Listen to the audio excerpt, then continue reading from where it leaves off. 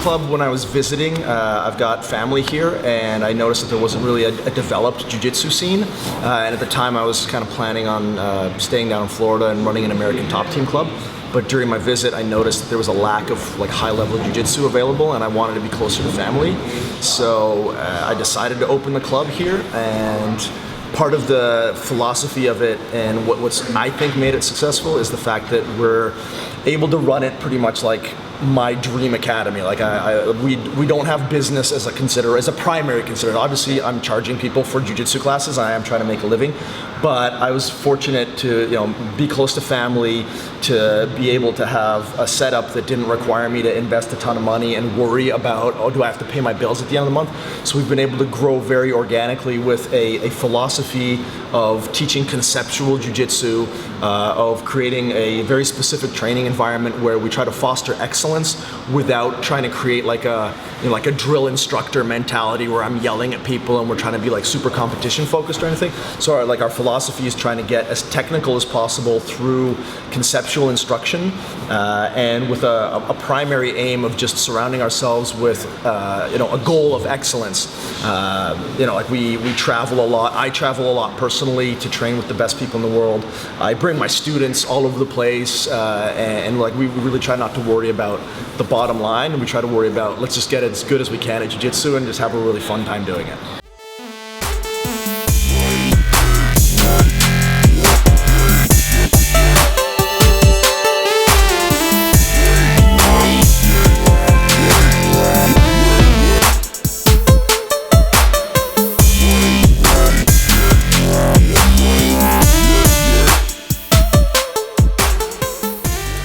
Well, I have I'm an autodidact, which is a pretentious way of saying that I'm self-taught, which is, to say that I have studied a great deal to try to make myself as good a teacher as possible, and I believe that jiu-jitsu is simply physics and body mechanics. I kind of struggled to find my way in jiu-jitsu. I spent years being like a move chaser, a guy who was always trying to find like the next secret technique that I could use to beat my opponents.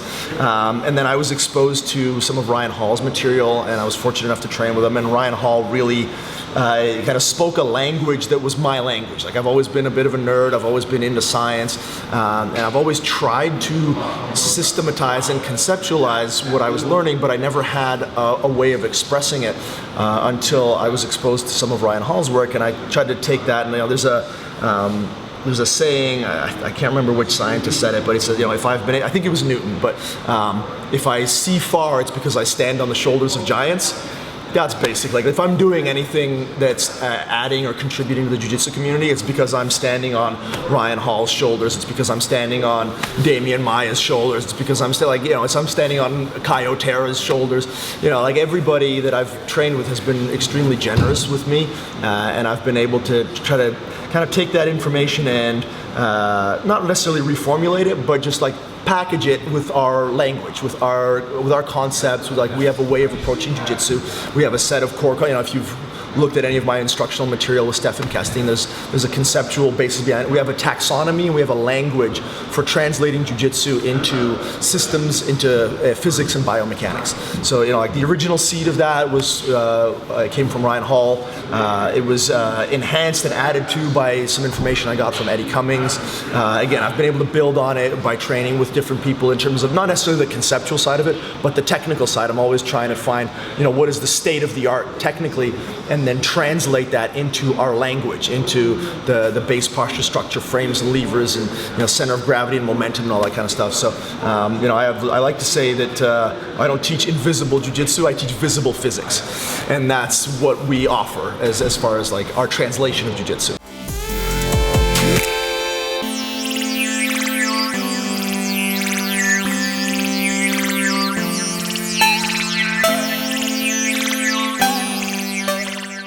So it's a type of situational drilling, which anytime we have visitors at our academy, the first time they see it, they're like, "Oh, it's situational rolling." I'm like, "No, it's not.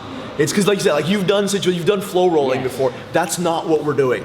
What we've done is we've created a method for practicing what I think are the most essential skills in jiu-jitsu in a way that allows for a high number of live reps against resistance, because that's really what makes us good, right? Like in jiu-jitsu, you can drill all you want, but if you're not getting the live resistance under, but so there are certain skills that are very hard to cultivate during rolling because of the competitive nature of rolling. So if someone's trying to use their A game to shut down what you're doing, you're not really getting a lot of good reps in.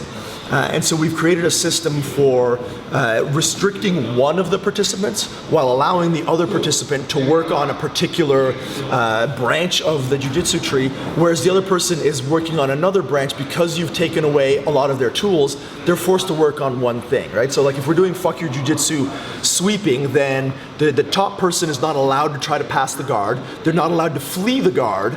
They're only allowed, they have to walk and they have to allow their opponent to make their best guard, and then they have to just use posts and base switches and center of gravity control and technical stand-ups, all this sort of stuff that we refer to as sweep recovery. So they're only practicing sweep recovery while the guy on the bottom is just going nuts and practicing sweeps.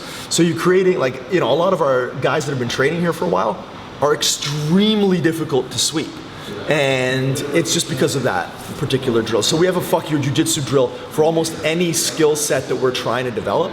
And like I said, it's unique in that it's not flow rolling. It's not situated, because I'm not going, hey, I'm going to try to pass your guard. You just stop me from passing your guard, and then we reset. That's situational sparring or situational. That's not what we're doing.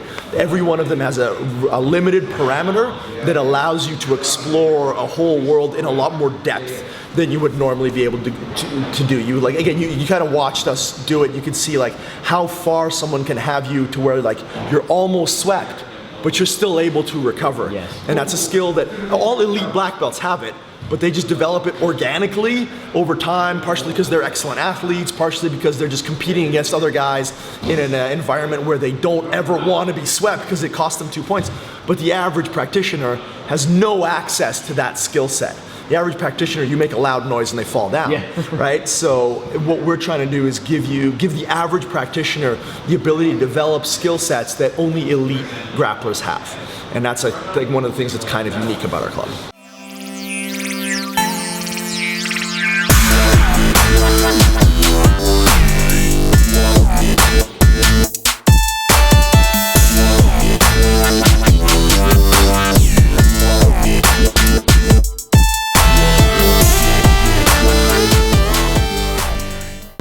Man, the feedback is, I mean, it's humbling, it's gratifying, it feels amazing. Like I can't even pretend otherwise. Like, one of the reasons I like teaching seminars as much as I do, and one of the reasons that it's like dirt cheap to get me to a seminar, is because I love exposing this thought process, this methodology for jiu-jitsu to new people, because so often at the end of a seminar, people will come up to me like, dude, I've never heard it explained like this, and it really clicks for me.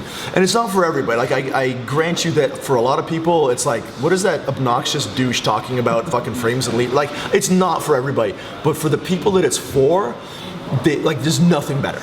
You know, this is a segment of the community, I think nerds gravitate to jiu-jitsu to a certain degree, because it's the nerd martial arts. We're using our brain to figure out how to beat people up. And so if you take that kind of demographic and then you expose them to really scientific, really well thought out concepts and systems, and usually, with a seminar, like for instance, I teach leg lock seminars. When I teach leg lock seminars, I always go over the concept of braking mechanics, and I usually give the example of the arm bar and how it actually translates. And so I've had people come up to me after attending a leg lock seminar, and they might come up to me at a tournament or whatever, and they'll say, hey, by the way, my arm bars have gotten a lot better. Like, how do you get better at arm bars from a leg lock seminar? Because I'm showing you a conceptual grounding for how do we take a limb and damage it in the most efficient way possible. So the feedback on stuff like that it's fucking awesome. Like, I can't, there's no other way to put it.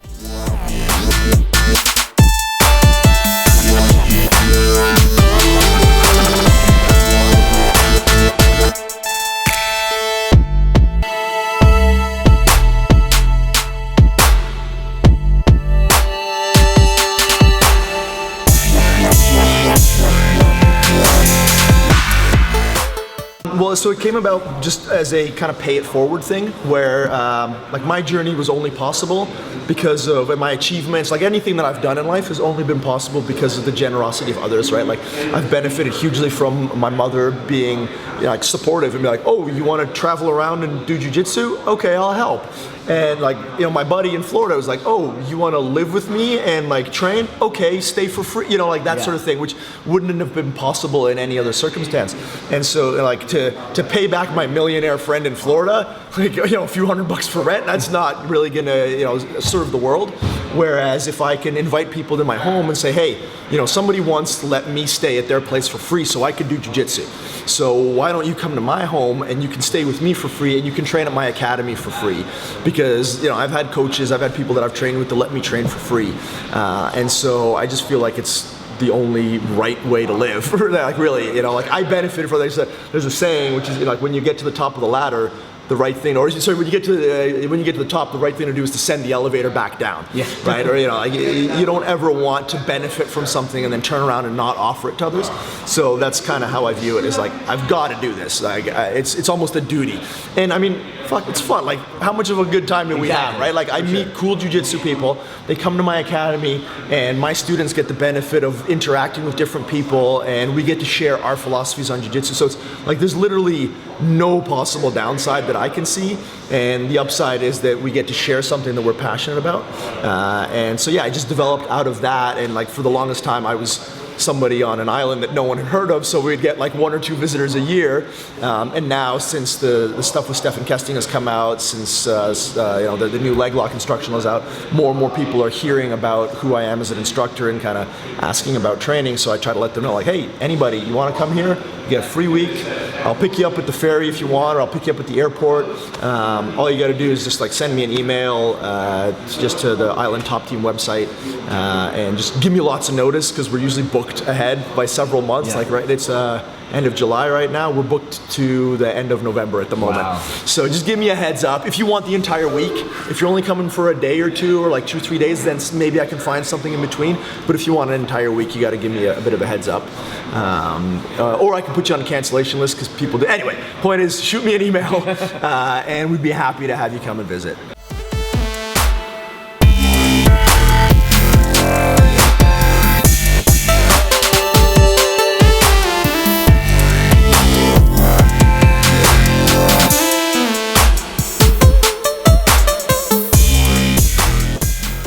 Let's go through why people should pick it up. I think it's the most comprehensive instructional on the modern leg lock game that exists. I'm not the only one that thinks that, fortunately. There have been some really positive reviews on like SureDog and like some of the forums. People who are, very highly familiar with the modern leg lock game, people who have trained with some really good leg lockers, some of the Danaher people or Dean Lister or whatever, like all of them have had very positive things to say about it. So I think that if you're looking for a resource for the modern leg lock game, it's 10 hours of instruction. It's the basic position, like it's a taxonomy of all the positions. It's got breaking mechanics, dig mechanics, it's got transitions, it's got entries from top and bottom from all over the place. It's got a section on passing against the leg locker. It's got a section on how to transition from leg locks to upper body attacks. Like it's an encyclopedia of leg lock knowledge. And as to how it came about, like I was lucky enough to train with Eddie Cummings a couple of years ago, or a year and a half, a little more than a year and a half ago. And I got some really good information there. And then I've kind of taken that and run with it and tried to like reverse engineer and deconstruct the system and try to, I don't know if add to it is the right word, but expand on it, because there's obviously a particular focus coming from that team, and I've been fortunate enough to also train with Kai Otera, who has a very different leg lock game, and I've been fortunate enough to train with a few different guys who have different aspects of the leg lock picture that they offer, and so we've tried to synthesize a system based on these disparate sources of information and different approaches, with a lot of like proprietary information. Like, again, I know there's probably some people in the community who think that I just teach other people's shit. And again, that's, fair enough. But really, there's a ton in this that has been developed in-house, that has been developed through research with training with Kyotera. And I've been fortunate enough to help some of his guys get ready for no-gi matches with high-level leg lockers. And, I've gotten to be in, a training room with AECC champs and, elite guys where they're like, all right, come after me with leg locks. And we've gotten to do a lot of research and figure out what works and what doesn't. So there's a lot of engineering that's gone into this. And again, like getting to try out leg locks on Kyotera and having to be like, no, that doesn't work.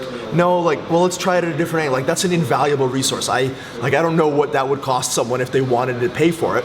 And it's something that I've been fortunate enough to be able to do and translate into this more modern leg lock formula instructional. So yeah, I don't know if that's gotten you interested enough in getting a hold of it, but certainly, give it a look and do your research. And if you feel like it's something you want to learn a little bit more on, I think it's going to be a very powerful resource.